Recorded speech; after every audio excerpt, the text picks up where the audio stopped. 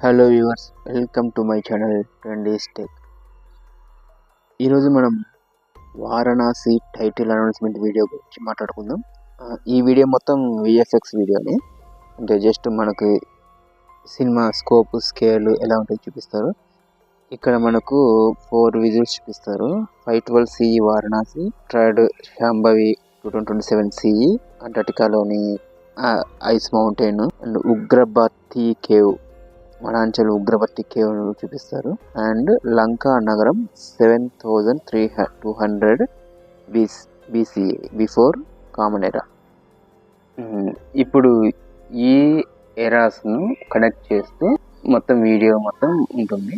So మనం ఇప్పుడు ఈ వీడియో డీటెయిల్స్లోకి వెళ్దాం. ఈచ్ ఫ్రేమ్లో మనకి ఏమేమి డీటెయిల్స్ కనపడతాయో చూద్దాం. ఇక్కడ చూస్తే ఈ అంటార్టికాలో ఐస్ మౌంటైన్ ఉంది కదా, ఆ మౌంటైన్ ఈ చిన్న చిన్న కొండ చర్యలన్నీ విరిగి పడుతున్నాయి. అక్కడ మనుషుల్ని కూడా డీటెయిల్స్లో పెట్టేశారు. ఓకే, ఇక్కడ చూస్తే నేను చూపించిన మార్కులో ఒకడు ఎక్కుతున్నాడు, ఒకడు ఆ మంచు కొండ పడుతుంది, వీటి కింద పడుతున్నాడు. కింద చూస్తే ఒక నలుగురు చిన్న బోట్లో ఉన్నారు. అలాగే ఫ్రేమ్ ఇప్పుడు అప్ అండ్ డౌన్ అయిపోతుంది, అంటే మంచు కొండలు కింద ఏముందో చూపిస్తారు. ఇక్కడ చూస్తే మనకు ఒక షిప్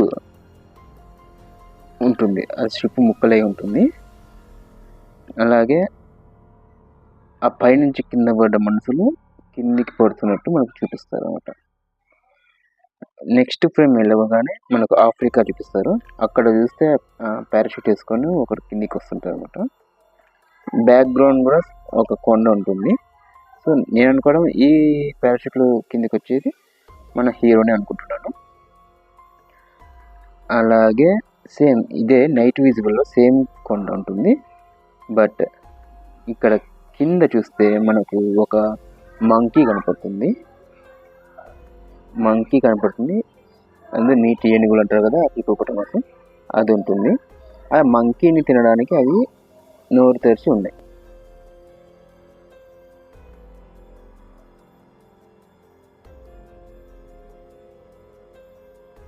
ఇక లాంగ్ షాట్లో చూస్తే హీరో ల్యాంతర్ వేసుకొని ఉన్నాడు. అక్కడి నుంచి రోప్ వేస్తాడు, పక్కన వేరే అమ్మాయి అన్నాడు. ఆ రోపు అక్కడ చూస్తున్న కోతి వెంబడే ఉంటుంది. నెక్స్ట్ చూస్తే ఇక్కడ పైనుంచి చీరలో ఒకరు కిందికి పడుతున్నట్టు చూపిస్తుంటారు. నేను అనుకోవడం హీరోయిన్ అనుకుంటుంటాను.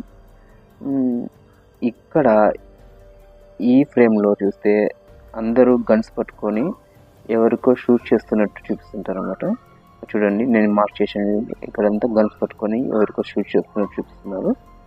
అలాగే ఇంకో చోట కూడా సేమ్ గన్స్ పట్టుకున్నారు, పెద్ద పెద్ద గన్స్ పట్టుకొని షూట్ చేస్తున్నారు అనమాట. అక్కడే ఇక్కడ ఈ గుహలో పైనుంచి పడుతున్న హీరోయిన్ అక్కడ లాస్ట్ అక్కడ చూస్తే అక్కడ హీరో అక్కడ వేలాడుతున్నట్టు చూపిస్తున్నారు.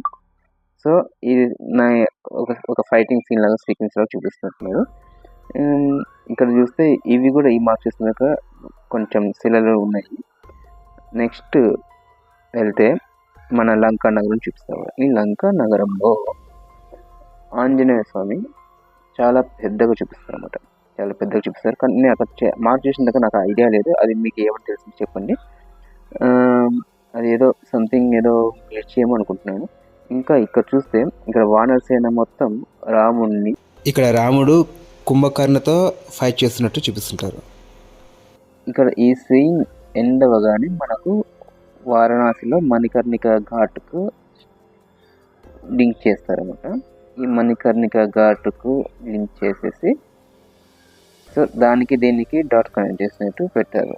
సో నెక్స్ట్ ఫ్రేమ్ కానీ మనకు మన హీరో నంది మీద త్రిశూలం పట్టుకొని వస్తున్నట్టు ఒక సీన్ చూపిస్తారు.